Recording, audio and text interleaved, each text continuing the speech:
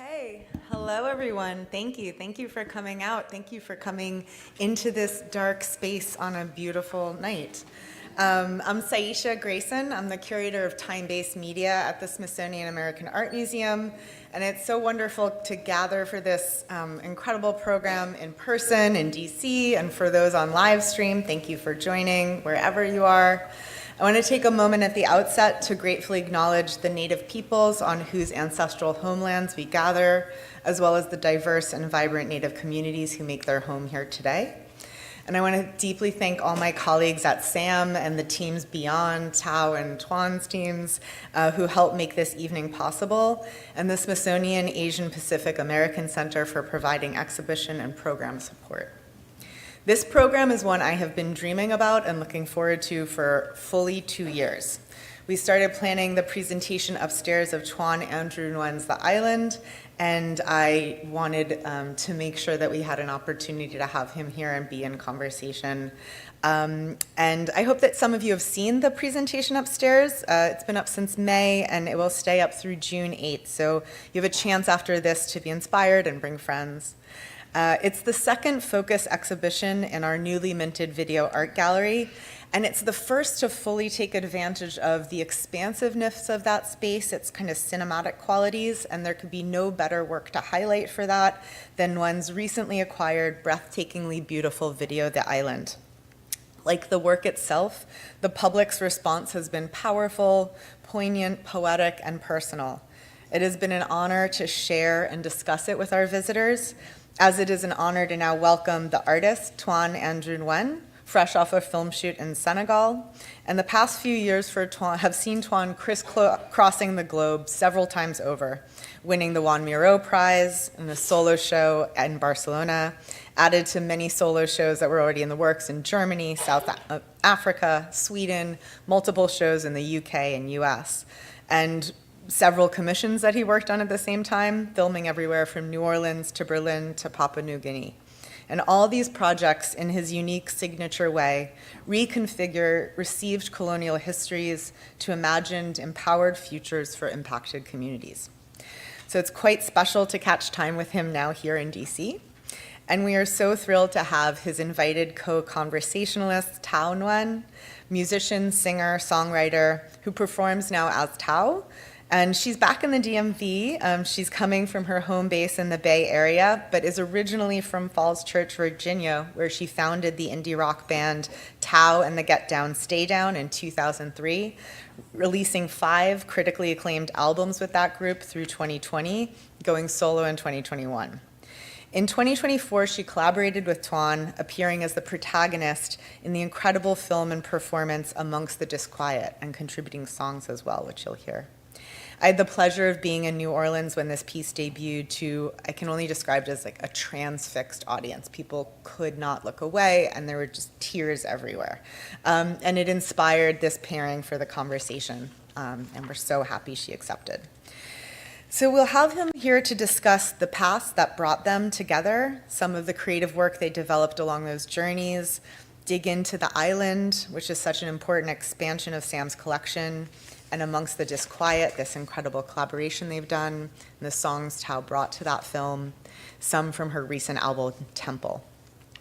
And we're going to think together about how their paths, processes, and projects relate to histories that are being reflected on here and around the world at this moment as we approach April 30th, 2025, marking 50 years since the final exit of US personnel from South Vietnam and that country's subsequent collapse. Typically referred to in the US as the fall of Saigon, that day's chaos is often the final chapter in American media representations of Vietnam, a closing scene that airlifts away from decades of involvement and whatever would come next. Yet for so many, including both our speakers' families, that was not the ending, but simply another transition point in a pattern of global disruptions that would yet again reset the terms of the possible and the probable for their futures.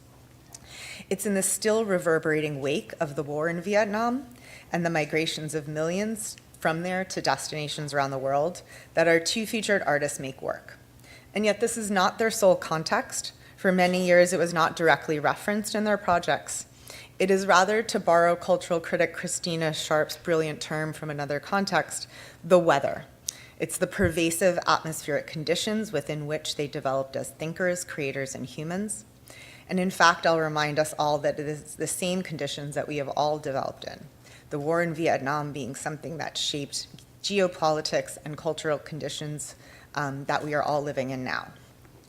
So tonight we'll talk about their creative practices, how they made their art in this wake, aware of that weather, and navigating when legacies of the war emerge as subject and when they are simply part of the atmosphere they explore. The program will unfold with their art and music as capstones for the conversation, and we'll leave time for audience questions, which we'll ask you to write on cards that we'll gather towards the end. And please take this moment to turn off any devices that make sound. So to start, we're going to play an excerpt from The Island, followed by Thao sharing song lyrics from Temple and images of her mother that inspired them. Both of these use music to draw generational memories of the war into the present and future. For those who haven't seen The Island, which we'll talk about much more in detail, the selected scene starts in a speculative future. The last two people alive after nuclear war debate whether to stay on the refuge island of Pulau Bidong. And then through injecting found news reports, we are shown the island's history as the prime destination for Vietnamese leaving by boat in 1970s and 80s. And then ponder the question of where one can go and the pain of divergent paths from both temporal perspectives. So with that, we'll begin. Willie, can you trigger the PowerPoint, or do I need to go to the desk? That's what I thought.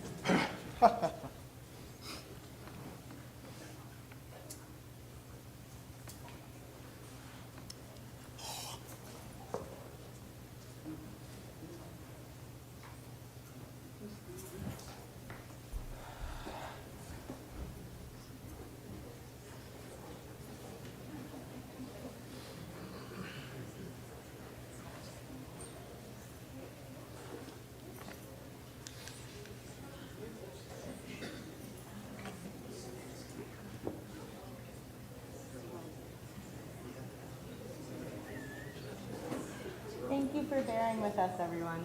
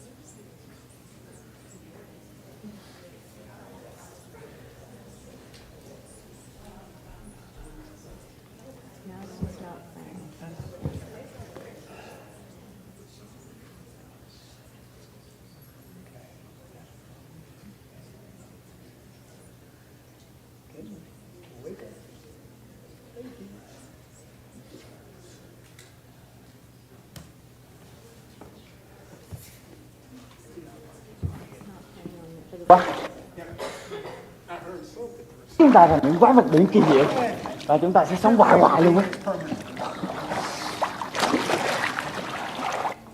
Let's see this from the beginning.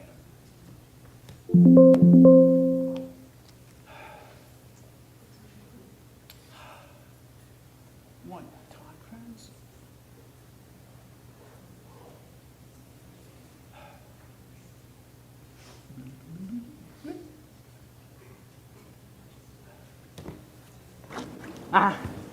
Tôi nghĩ là nếu mà mình ở dưới nước đủ lâu á thì phóng xạ từ cái vụ án bom nổ sẽ biến chúng ta thành những quái vật biển kỳ diệu Và chúng ta sẽ sống hoài hoài luôn á.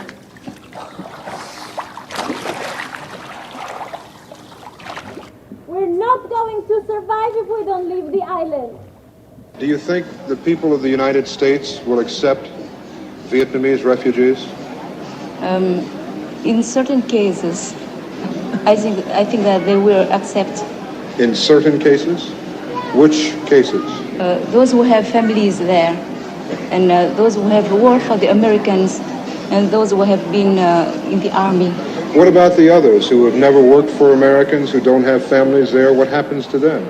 I think that the Americans will make a choice and receive them, or We'll those who haven't been accepted by other countries. The United States will take all. Yes, You really believe that? I hope. Malaysia's principal complaint is there's no sign the exodus is ending, and the resettlement of refugees is lagging far behind arrivals. In the past 6 months, 8,000 people have been resettled in the U.S. or in other countries from this camp, but in the same period, 24,000 have arrived here.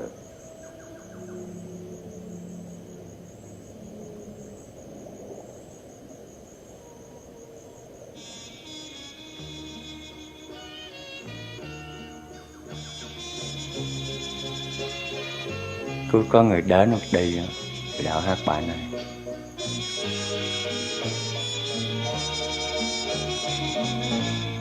Ngày mai em đi biển nhớ tên em gọi về, gọi hồn liêu rú lê thê, gọi bờ cát trắng đêm khuya.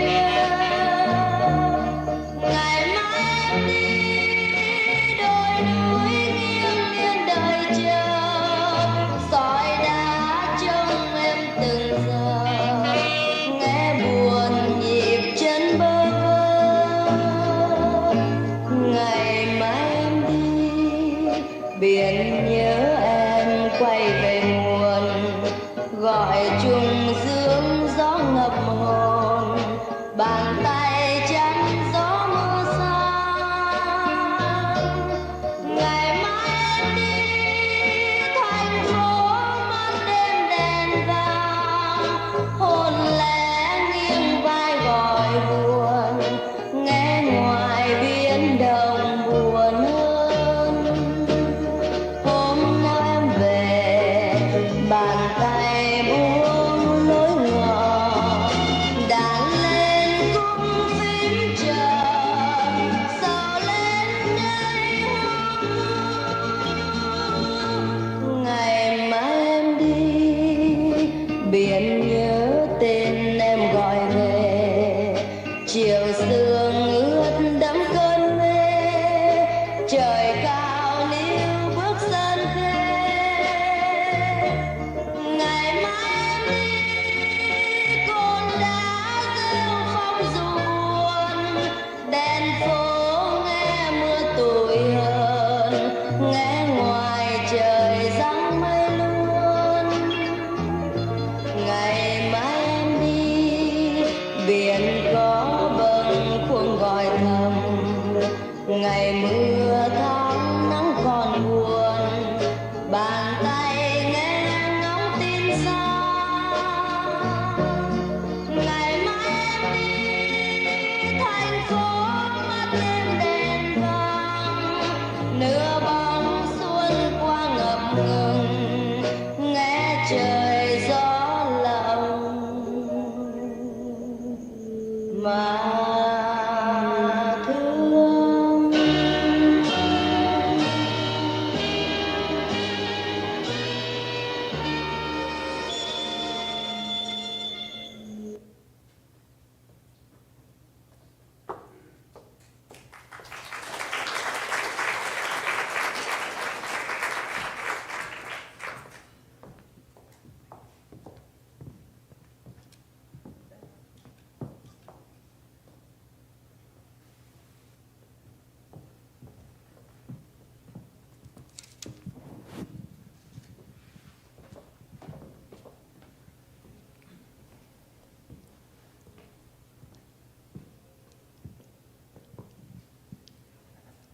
Good evening. I couldn't decide whether or not to use the podium. I just never get a chance to, so I'm just going.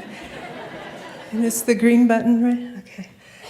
I like to enter with a lot of gravitas. I'm going to recite the lyrics from my song Temple that was inspired by my mother. It's written in my mother's voice to me, inspired in part by these images of her from right before the war.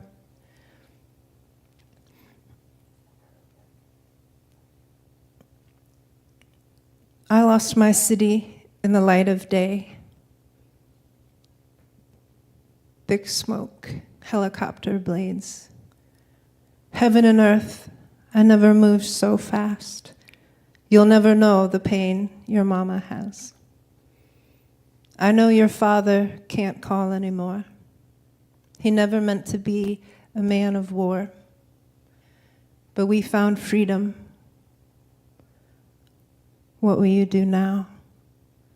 Bury the burden, baby, make us proud. Look at this one. I want you to see. Fashion was high. It was maybe 73. I was a diamond of the embassy.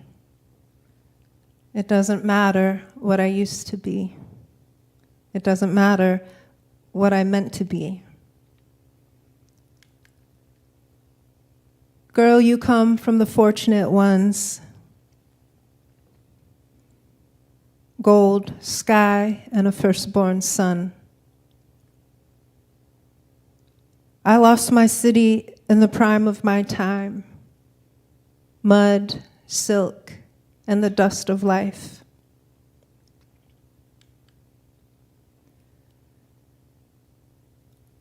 I lost my city in the light of day. Thick smoke, helicopter blades. Why would I bother to remember when? Our people, baby, die and live again. I lost my city in the light of day. Thick smoke, helicopter blades. Heaven and earth, I never moved so fast. You'll never know the pain your mama has. I know your father can't call anymore. He never meant to be a man of war. But we found freedom. What will you do now? Bury the burden, baby. Make us proud.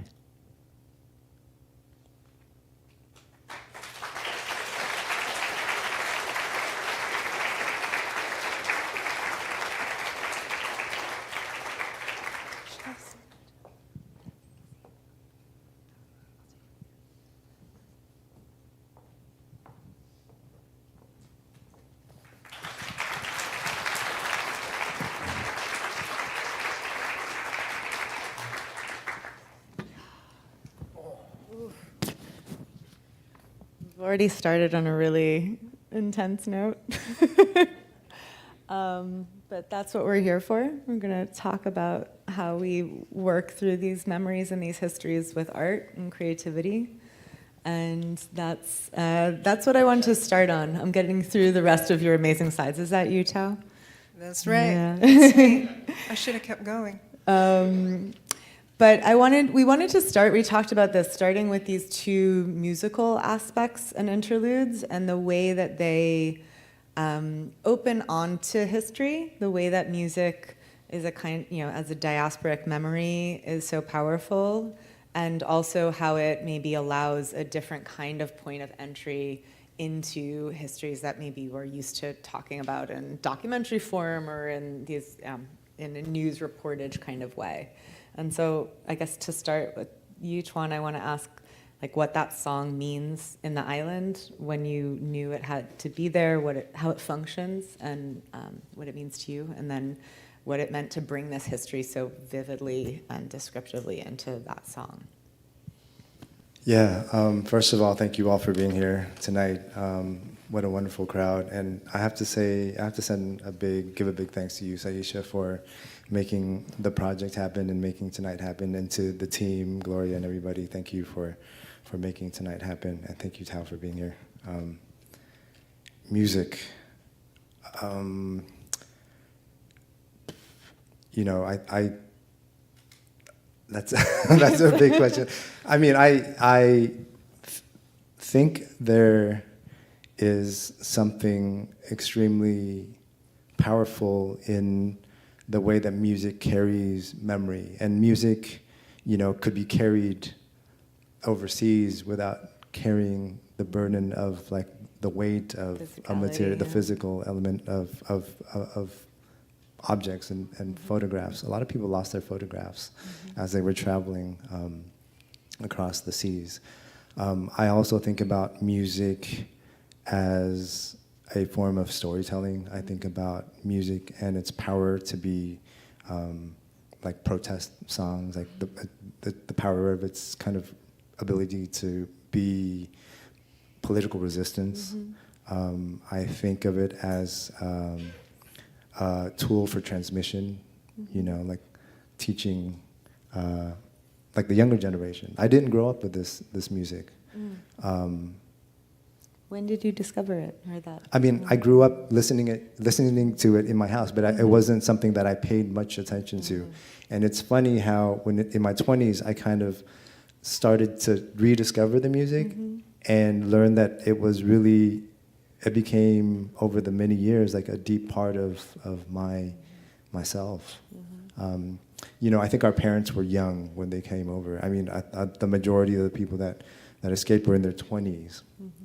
And so music throughout the 60s and 70s were important to them, as it was to the youth in the US. And we can't help but deny the power of music in US culture in the 60s and 70s, you know, and its effect on the different youth movements of that time. So I think about all that. Sorry, For sure. It was a big question, but that was a big answer. Hopefully. Well, it's a big topic. I guess one of the things, just with that song in particular, a colleague brought a young man who was, you know, younger than you, teenager, Vietnamese American, who said, you know, hearing the quote where the island sang this to them, and then hearing that song, his grandmother had played it all the time, and he didn't know what it meant to her, and she had been on Pulau Bidong. So it was like this sense of that music as a particular portal that I was so intrigued by, because I think, you know, you can feel how it means something very particular in that time, and then stays across generations meaning something for each of them. I mean, Binya was played on the sound system as boats came and left the island. It was one of two songs. I can't remember the other one right now. But also, like the singer-songwriter Jin Kong Sun and, you know, the vocalist who sang the song Keng Lee. Jin Kong Sun has a very kind of interesting role in that time, and his kind of influence on youth culture, particularly in the South, is something to kind of note. You know, he was banned in the South because his lyrics were making young men not want to fight war, and that was not to the favor of the Southern regime of the regime of the South. And then he was banned after, you know, the end of the war by the regime in the North. So he's a very kind of complicated, complex. He plays a very complex role in that history, in that particular moment. Thanks. This song, you know, Bong is the one who introduced me to this song in particular, and it struck me. Growing up, you would hear, I would hear all the, you know, when you were saying they create portals. I think music in general, and it's the first time I encountered the power of song, which is to offer a vital act of service. You know, it's basically carrying all of the emotion that our parents and, you know, the adults we grew up with could not necessarily confront or access on a day-to-day basis, because you can't. Because you can't. Too much. It's too much. Yeah. And so whenever they would allow themselves to put the music on. You would watch them. You could see them transport, and it animated them. You know, there was life and dimension, and this emotion that you wouldn't ask them to share anyway, because, you know, you have to be careful how you enter someone's consciousness and what you ask them to do when you ask them about sorrow and what the kind of sorrow they harbor. You just have to be very careful, and I think we all grew up being very sensitive to that, because you don't want to make anything harder than it already is. But this song in particular, the emotion is just epic. It's stunning, and the way it allows people to miss and to yearn and to feel, but it provides boundaries, you know, so that you know that you won't, most likely in that 3 minutes or whatever, you won't completely lose yourself, but you can go there a little to remember your humanity, you know. And was this song an inspiration for Temple as you worked through that? You know, it wasn't. It was an inspiration for a song that I wrote for the film that we made together. Temple, the inspirations for Temple were actually, you know, we've never discussed this, but the idea of, you know, our parents and their vitality, how old they were when they had to leave. I wanted to capture the way my mom spoke of those days, and that she never talked about the war, specifically. She talked about everything before it. The life, the vibrance, the going out, the dancing, you know. There's a line that I forgot to say because I've actually never recited my song lyrics, and I don't know if you could tell, I didn't actually know what the words were. But in the song, there's this line like, by day I gave grand speeches, at night, like you, we danced to be free. And I just wanted, and the song, the original recording of it, it's a dance song. You know, I wanted that juxtaposition. Yeah. And I'm going to jump ahead because why not? In the film you make together, you take that line, you say, we dance to be free, and then you ask this question that, you know, it really resonates, and is that through forgetting or remembering? Right, like that the dance and the music offer this possibility of either being ported back or being released and free, you know, or forgetting. And I thought that was so profound, and I was kind of wondering if that was maybe a starting question for some of the work you've done together. I mean, we have talked about when we were young, like watching our parents dance, like bolero and cha-cha-cha was a very big thing for them. And, you know, I remember here when I was in Oklahoma, I was maybe 5 or 6, and the Vietnamese youth in Oklahoma, there weren't many, but they would organize like, you know, dance halls, I guess you would call them, and people would get together and dance cha-cha-cha and bolero.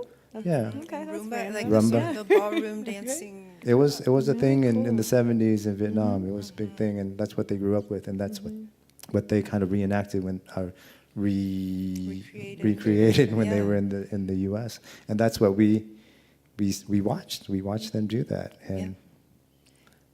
And when I was creating a bolero, I really wanted to try my hand at writing a bolero for the film. And I remember emailing Thung and asking, you know, is there any way I have this memory? And it turns out we have essentially the same memory, but it's, you know, in a dance hall, but it's a makeshift. It's like in a bar and grill named Harvest Moon. Actually, wait, I grew up, okay, Falls Church. Yeah, Harvest Moon, right on 50, right? That's where we would go.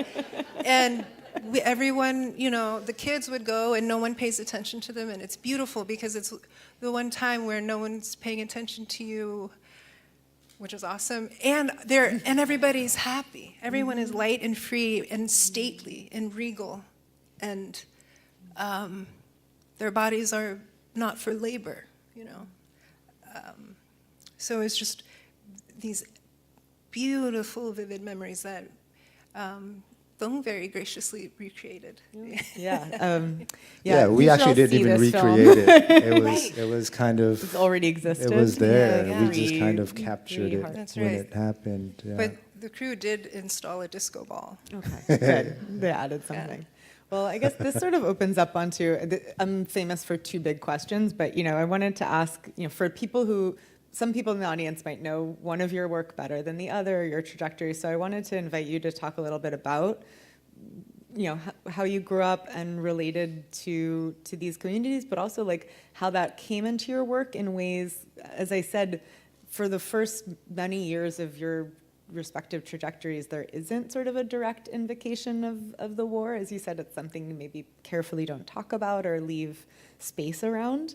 And so to share a little bit about what your practices were leading up to the moment when you sort of started to feel like you would take that on or bring it into the subject matter.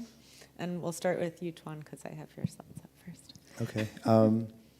Well, I returned to Vietnam after I finished graduate school in 2004, and I've been there since. I grew up in Oklahoma and Texas and California. We moved around all over the place. My father had was trying to find work, and after graduate school, I decided to return to Vietnam, and I was thinking about the kind of landscape in Vietnam at that time, and it was a few years after the trade embargo was lifted by Clinton, I believe, in 1997, and I was there in the early 2000s, and things were shifting quite rapidly.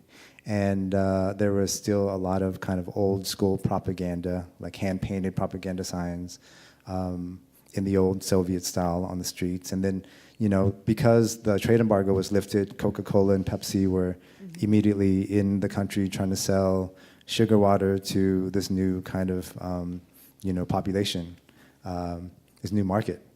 And I found that there was a group of young Vietnamese kids starting to do graffiti. And so I thought that was quite interesting because it was like this kind of personal kind of mark in the public space that kind of existed between communist propaganda and capitalist advertising, and it kind of made the whole landscape very complicated. Anyways, after that project, I started a collective called the Propeller Group, and we operated by day as an advertising company, and at night we were an art collective, kind of looking at the overlap of propaganda and advertising, and their kind of interplay with each other, especially within Vietnam, which was a moment, a very kind of heated moment within the larger Cold War history. Yeah. So we were looking at the Cold War. Yeah. Yeah. And then this is the first work by you and your collective that I saw, and this was also in New Orleans. Yeah, so this was a work that we premiered at Prospect 3 in New Orleans. I don't remember what year that was, but it was a single-channel film where we followed a funeral marching band in the south of Vietnam, and we explored the kind of funerary traditions of the South, which have a remarkable resemblance to the funeral traditions in New Orleans. As a matter of fact, people thought we filmed it in New Orleans, but we actually didn't. And it was kind of like, for me, one of the moments where because we had been doing commercials and music videos for people in Vietnam and for companies and clients in Vietnam, but it was a moment where all of that kind of practice in making music video and thinking about image and music and history and, the complicated, complex kind of interrelations of history came together. And it was always also a moment where I kind of started kind of, exploring making moving image as a main kind of language for myself. Yeah. It's a beautiful project, and I think we can talk about its interrelationships with the project you just made in New Orleans soon. But I'm going to forward through a bunch of slides so we can talk about Thao stuff too. Just some other amazing work Tuan's made in the interim. And so this is you at Newport, but we can go also back to your first album. Is this your first album, or did I miss an album? It's the first, yeah. I would say it's the first official album. I made one at Q Studios in Falls Church before this, but we don't have to talk about that one. So for people who haven't heard your sound other than the lyric reading, what would you say the arc was in terms of where you guys started and how it developed? I would say the arc of my songwriting and musicality. I taught myself guitar, but I was heavily influenced by old time and Appalachian tradition. So my songwriting was a lot more within the kind of folk Americana realm. But as years and albums went on, it was more important to me to nod to other influences. Like I'm greatly influenced by hip hop. I'm a huge hip hop fan, and so I ended up sort of in the realm of indie rock, which is more jazz and hip hop inflected indie rock, I would suppose is what I would say at this point. When can we expect your rap album? About a few months after. Never. Let's collab. Come on. Right? We'll collab. Yeah, that's. I don't know if I could ever earn the right to do one, but I would. I'm just such a huge fan. Okay. Well, this is the Common, so we'll just imagine that it's an ode to Common. Right. And, but I think it was also a moment you talk about like wanting to bring some social consciousness and sense of community sensibility into the lyric writing. Absolutely. And then the album that follows is A Man Alive. Yes. And this is released in 2016, and I assume 2016 is probably when you started working on The Island, which comes out in 2017. And so it struck me reading about, A Man Alive, you talk about being the first album where you really focus on personal family dynamics that you associate coming out of the war. Mm-hmm. And for you, The Island is the first time that the history of the impact of the war in Vietnam, not the landscape now, but how you relate, and also you have a personal biographical connection to the island, though it's not obviously a biographical video. And so I was just struck that this is kind of almost the same moment, and curious what opened up for you, what felt urgent or available at that moment for you to kind of engage in this particular angle. Yeah. Well, I'll go first because my face is right there. I would say that A Man Alive, I very much did not want to make this album. And I wonder what Tuan would say around what your question, which I love, is what was happening around then. And what compels a person, what directs them for their next piece of work.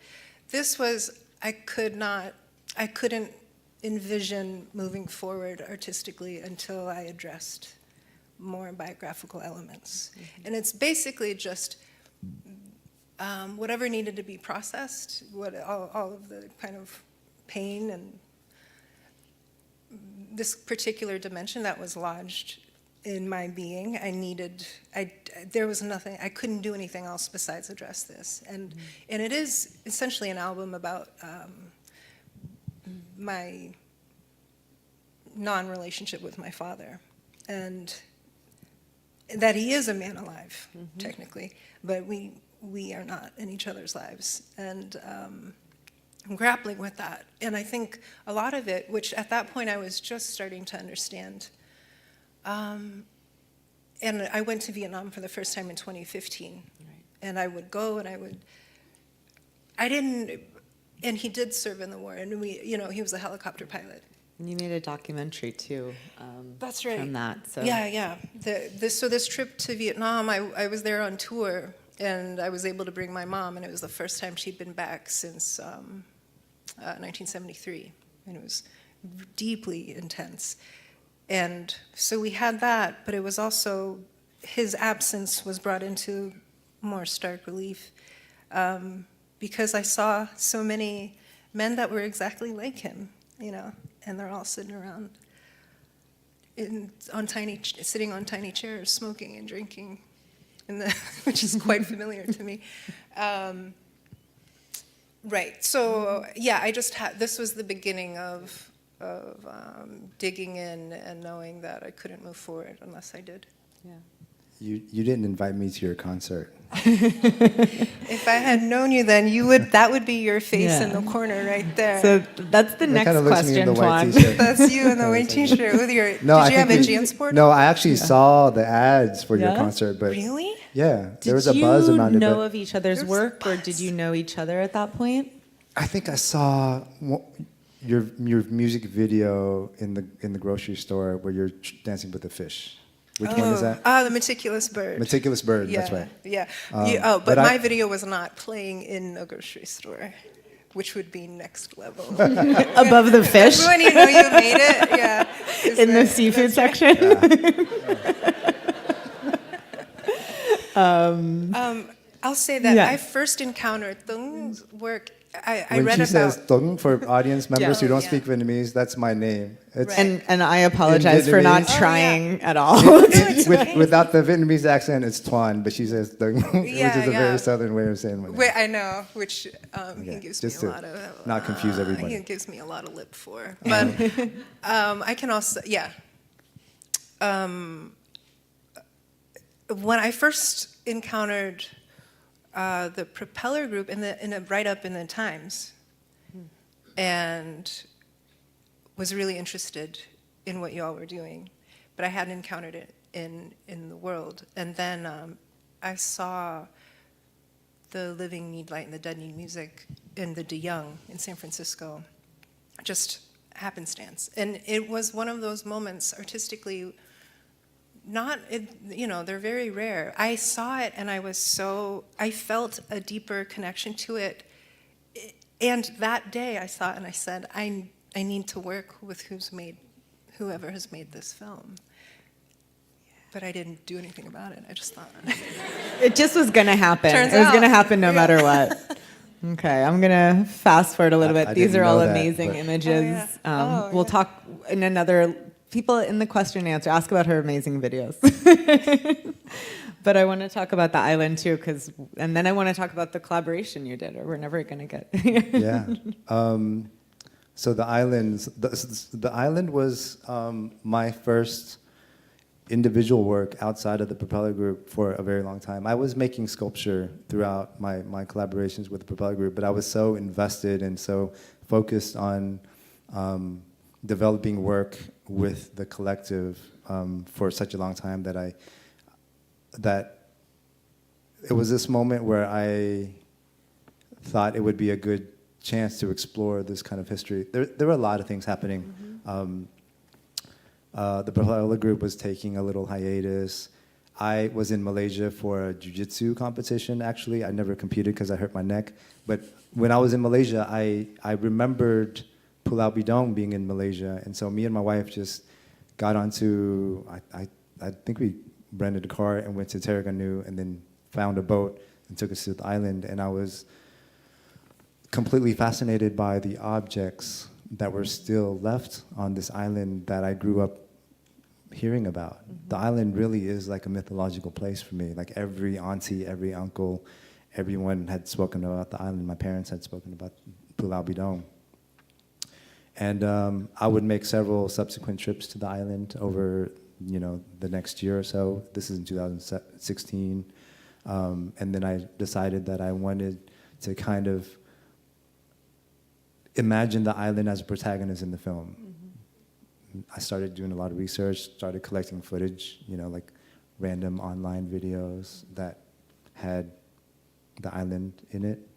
And it became this film called The Island. Yeah. It's really, it's interesting. So my understanding is your family approached the island but didn't land and got water? Is that?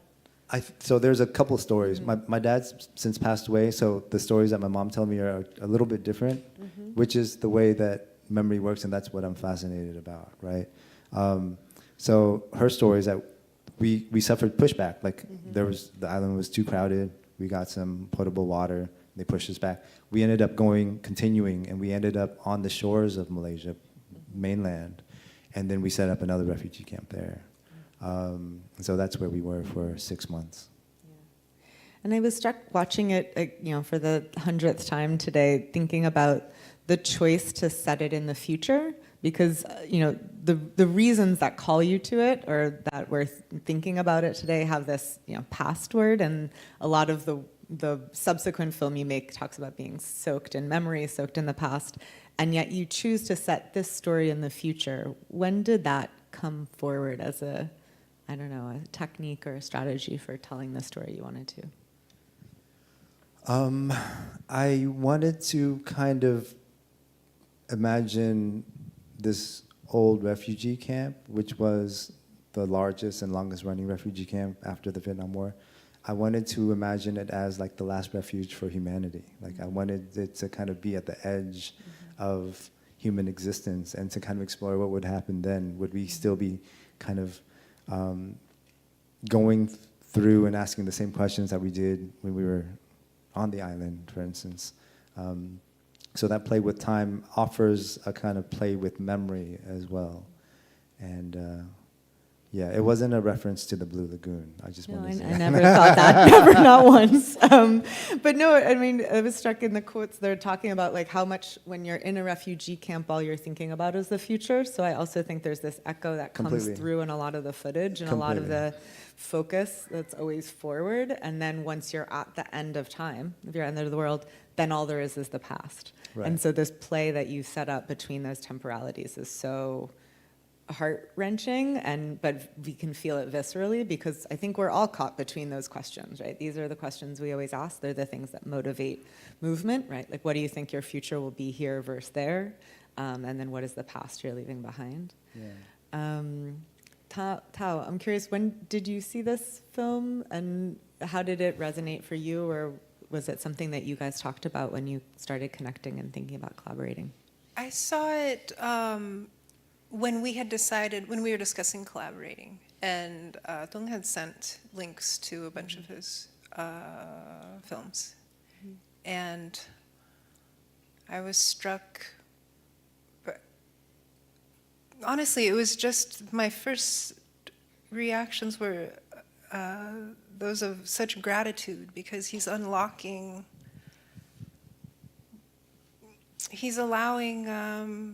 access to a past as an archivist, but also embedding it within this narrative emotionality. And I do consider, and because I started as a fan, I have no problem telling him this, that to me, he exists as this link that those of us in our generation growing up in diaspora, he offers this link and this ability to understand ways in which I couldn't growing up, because no one would talk about it. Now there's just this way in that with every other, anyone else in the community I was growing up in, so much was beyond communication. And so if you can't talk about it, you don't know how to think about it, right? You can't interact with it. And if you can't interact with that, such a vital part of your family history, ancestral history, there are dimensions of yourself that are not awake. And I'm so grateful to his work and to him for helping me feel more fully embodied, so that I can be alive. It's like I can interact with my own history and my family's history in a way that I couldn't if it was just left to us. That raises a really interesting question, because one of the things I was wondering as you both kind of entered the period where you're dealing with some of this history more directly was whether you were like intentionally thinking about how you would resist or respond to more mass media representations of the war, Vietnamese experience, Vietnamese American experience. But you saying that also makes me wonder, or was it responding to the silence of that from the other side that you were experiencing in your own community, and sort of maybe which was more important, or which was more top of mind as you were thinking about what it meant to bring these forward? Yeah. Can I say, I'll address that with and growing up in Virginia, the thing that was most important to me was connecting to my Vietnamese heritage, because I had, within the context of 80s, early 90s growing up here, you internalize a lot. Like, I had to work through so much to get to a point where I could embrace where I came from. So it was, for me, much less about what was happening externally.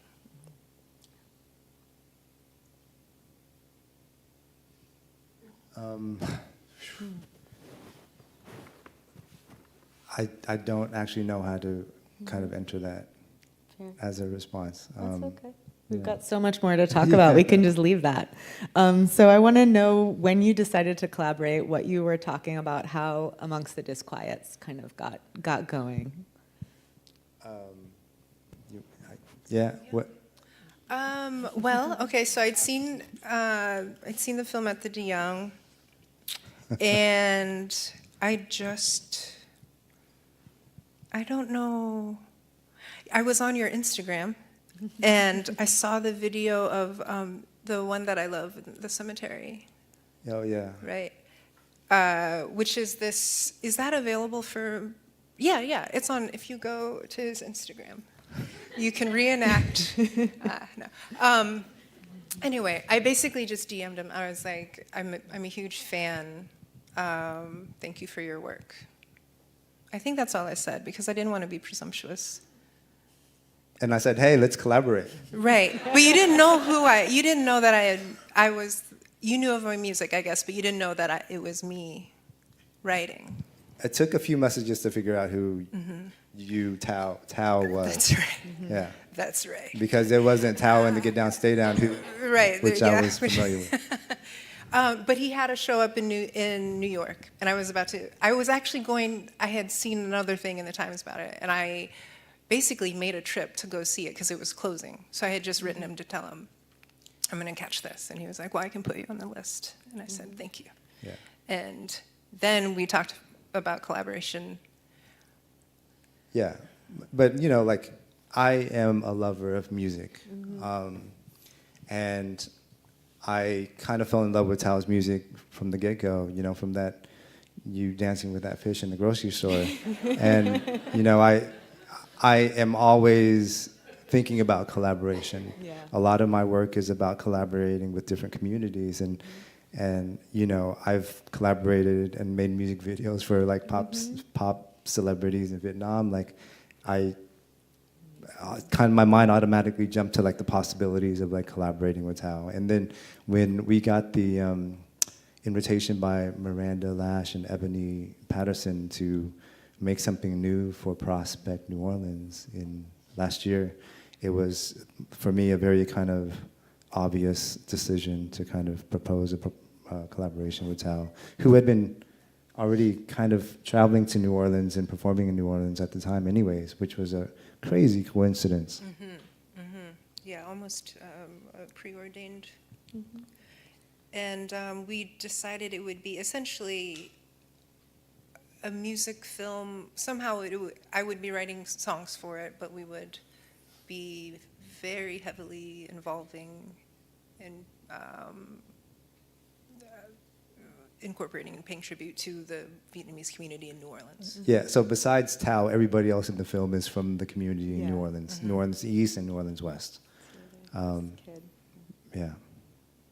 And for people who maybe don't know, there's a very big Vietnamese diaspora in New Orleans.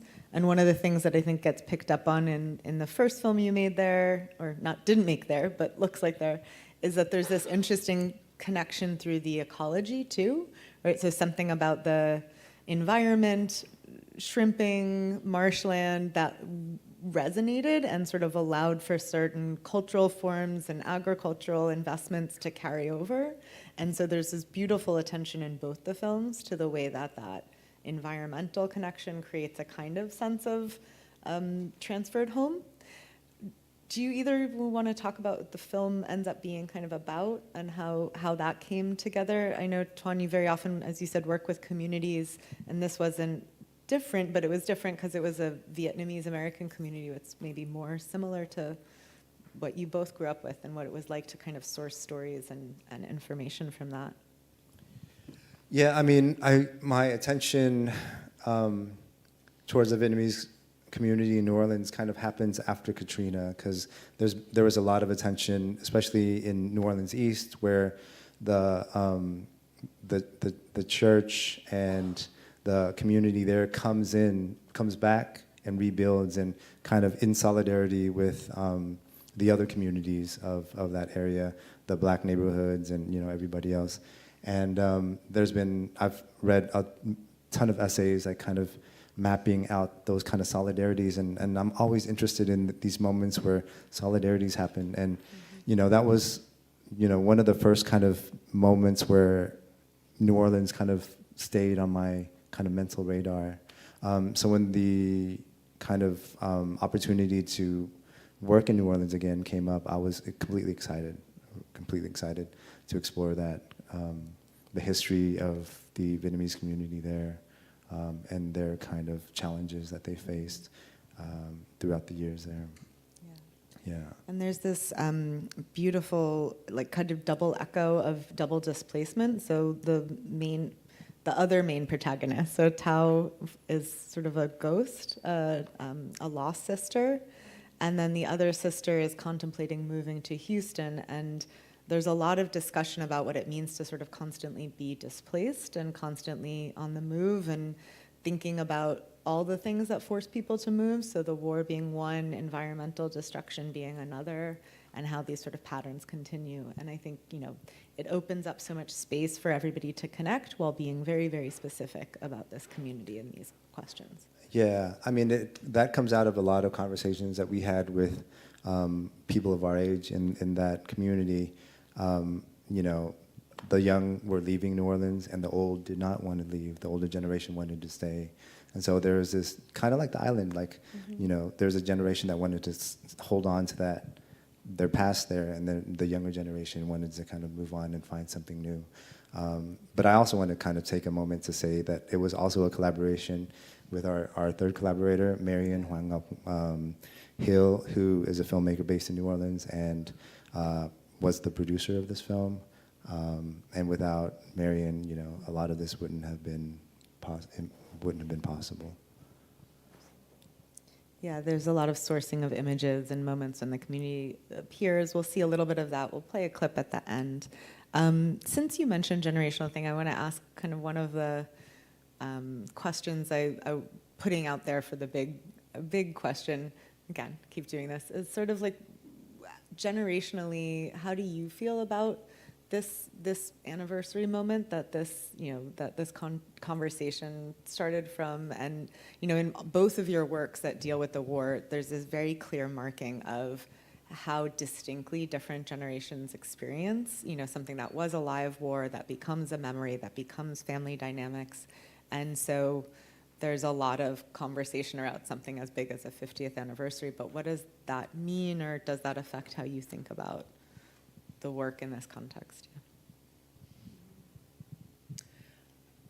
For me, I feel quite clear that my job is to allow my family to remember. I think there's enough distance at this point, and the work that the kind of relationship building and work that I've been trying to do the past few years is culminating in this moment where, as I said, I grew up here, so I've been staying with my uncle, and I'm writing a book of essays, and partly about the community I grew up in. And I've been interviewing them the past few days, and it's very top of mind, but it's the first time that I think my aunts and uncles can talk about it and it feels very heavy, but also possible. And I just think that my job right now is to just create this space and pay attention and allow them to conduct themselves as though their histories matter. That's beautiful. Thanks. Yeah, dude, I understand and I appreciate that. I'm at odds, Saisha, because I spent half of my life in the U.S. Growing up in communities like Little Saigon in Orange County, California, and then I spent the last 20 years, almost half of my life, in Vietnam. There will be celebrations in Vietnam. They call it the reunification of the country. Here in the communities, they call it the fall of Saigon and the loss of their country. For me, I think that it's anniversaries, I think maybe we can consider it as a moment of reflection, a moment of introspection. It was a civil war. And I think nothing kind of destroys and traumatizes a people, a country, more than a civil war. And I think also we can't forget that it was a proxy war between two superpowers, and two superpowers who saw Vietnamese lives as mere instruments for their own kind of political agenda. And so, there was a lot of pushing fear into people on both sides of the DMZ. Be afraid of communism. You must be afraid of communism. You must be afraid of colonialism. American colonialism is gonna destroy you. And I think, on this anniversary, I think it might be important for all of us, especially the younger generation, to kind of think about how, when we let fear overtake us and overcome our kind of need for compassion and solidarity, disastrous things happen. And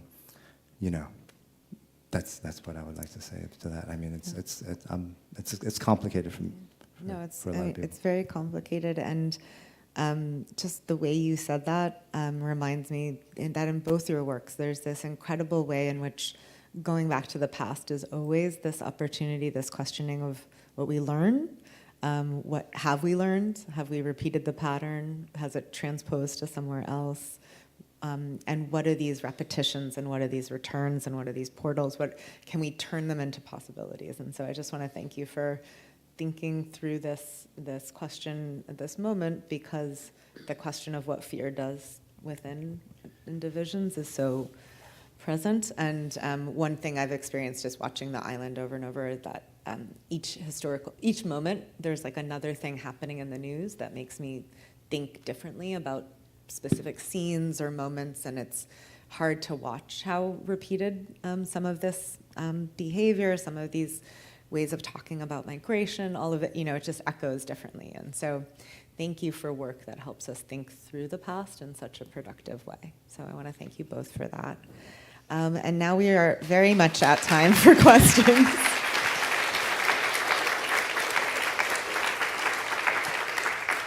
So we're going to do just a couple questions from the audience, because I want to leave time for what I know we've all been waiting for, which is Thao to perform in front of the beautiful film that they made together. So we'll do that at the end. But Gloria, do you have any questions, or do we have no questions? Oh, I thought we already had comment cards. Okay, well we'll do it the old-fashioned way. Question? Okay. Yeah.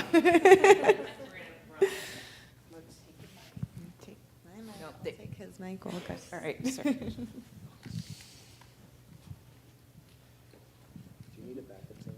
So I know Yeah. the island is leaving in June from here. Where is it going next? Because it's just a really amazing film. Oh, I we own that. Okay. Yeah, so saying It's not here, going anywhere. It's not going anywhere. It's going off view, but it's also in many other collections. So I don't know. I'll let you answer if there's other places it'll play. But It's going to be streaming on Netflix. I'm just joking. We're not sure. Actually, Paula and David are here. They'd probably be better to respond to that. We're not sure. Hopefully, it'll show somewhere else soon. Yeah, I mean that's also the limitations of video art. Like we. well, we can loan ours. So if there's an institution out there that wants to borrow it, we'd be very happy to loan it. So there you go. If you can somehow get it to Seattle, that'd be Okay. great. So that You've my got a mom can see it. specific Because my mom really wants to see it. Okay. Thank you. We'll take care of that. Other questions?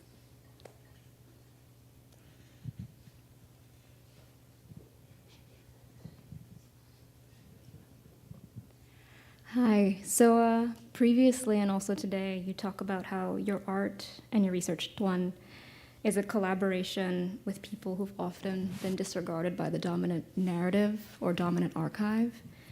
And so I wonder how you think about approaching these potential collaborations with these communities, and what are some practices or ways of thinking that orient that collaboration towards reciprocity and also healing? Yeah, I mean, some of the communities I work with or have worked with are very vulnerable communities who have been through tremendous suffering. And I think that oftentimes I'll come prepared to share my story first, and I think that does something quite remarkable, because when you start sharing stories, then a dialogue can start to happen, then a conversation can start to happen, then kind of a sense of solidarity can start to happen. I am a true believer that listening is a very powerful kind of political gesture, because without listening, you can't engage anybody in conversation, in a dialogue. So I'm ready to listen always, and for communities who are a little bit hesitant or aren't quite ready to trust me in the beginning, I'm always happy to share my story. And somewhere in between, we always find a way to meet each other. I know that's kind of abstract, but really that's how it is. Like I'm a big believer in storytelling, and some of the stories I've heard are extremely moving, and when we can sit down at that level with each other, magic happens. And a lot of my projects begin like that. Okay, one more question.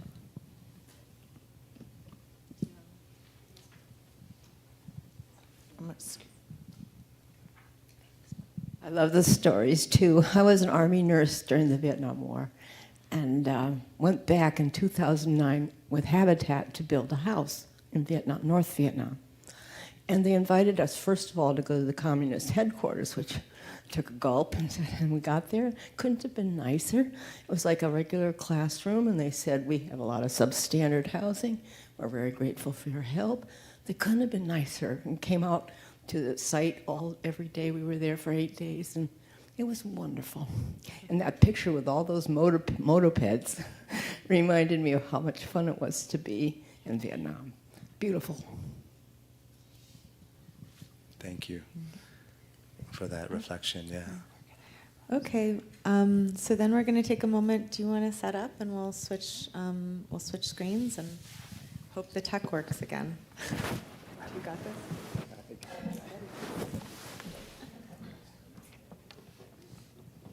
Do you have a password to your... If it does, I'll let you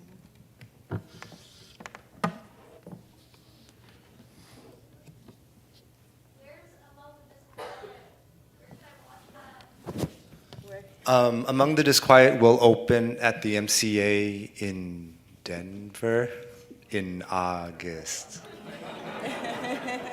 Can someone, in May, can someone give Paula a mic? Paula Nocton, everybody. James Cohen Gallery. But we're also going to be performing the film in August, right? I'm excited about that. I'm excited as well.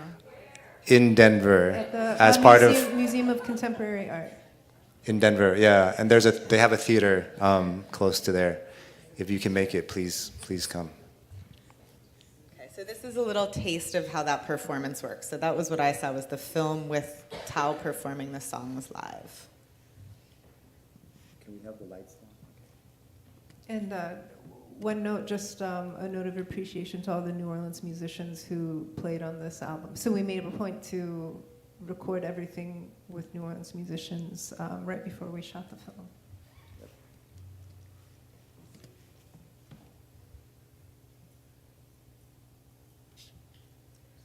No sound.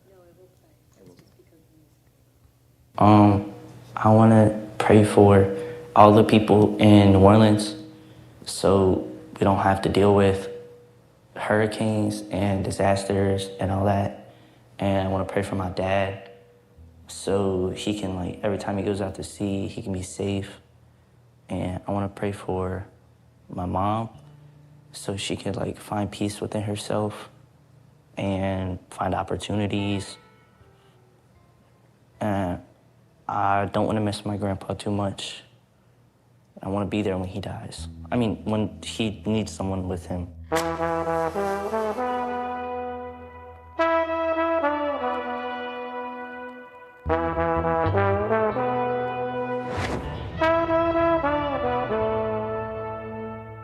I lost my city in the light of day.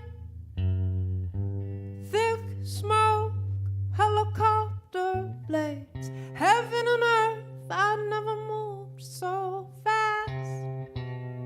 You never know the fear your mama has. I know your father can't call anymore. He never meant to be a man of war. But we found freedom. What will you do now? Bury the burden, baby, make us proud. I lost my city in the light of day. Time to put on a happy face. Thick smoke, helicopter blades. Why would I bother to remember when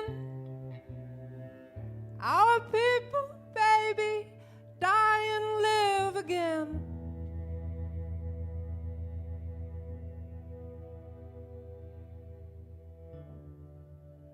Look at this one, I want you to see. Fashion was high, my hair was so long. This was maybe 73. You know, I have been adored by good and kind men.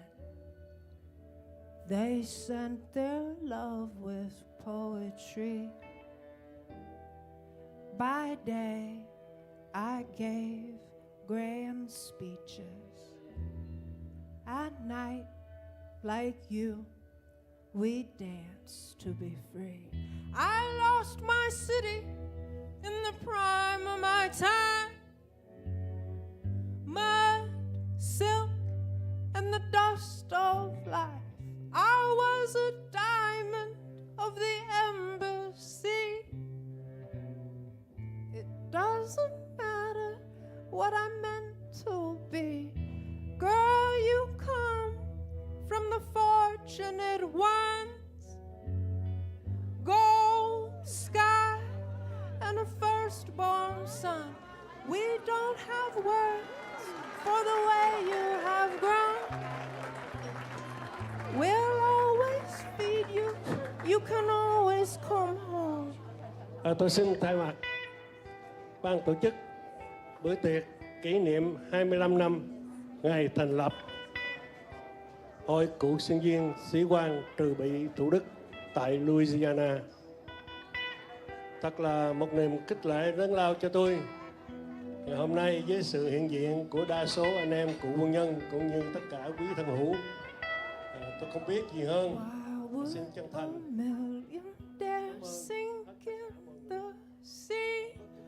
Why would a million dare sink in the sea? Why would a million dare sink in the sea?